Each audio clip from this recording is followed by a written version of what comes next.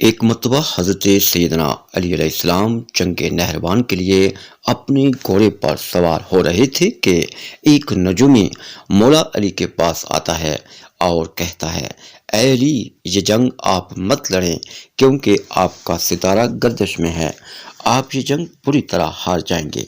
مولا علی اس کی بات سن کر گھوڑے سے نیچے آ جاتے ہیں اور اس نجومی کو کہتے ہیں کہ اچھا، تم ستاروں کے حال جانتے ہو؟ اس نے کہا، ہاں، میرا کام یہی ہے، میں ستاروں کو دیکھ کر انسان کا حال بتا سکتا ہوں، اور آپ کا ستارہ گردش میں ہے، اسی لیے آپ کو بتایا کہ اگر آپ یہ جنگ ہار جاؤ گے۔ مولا علی نے اس نجومی کو کہا، اچھا، وہ سامنے ایک گوڑی ہے جو پیٹ سے ہے، بتاؤ اس کے پیٹ میں نر ہے یا مادہ ہے؟ اب وہ نجومی خاموش۔ مولا علی نے کہا، تم تو کہہ رہے تھے کہ میں ستاروں کے حال جانتا ہوں، یہ تو تمہاری نظروں کے سامنے ہے، تم تو اس کا حال بھی نہیں جانتے۔ مولا علی نے کہا، اچھا بتاؤ، کون سا ستارہ جب ٹوٹتا ہے تو اونٹ پر ایک حرکات ظاہر ہوتی ہے؟ اب پھر وہ نجومی خاموش۔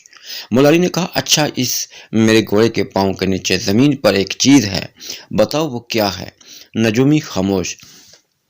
مولا علی نے کہا، تم آسمان کے تو کیا، زمین پر تمہاری نظروں کے جو سامنے ہے وہ بھی نہیں جانتے۔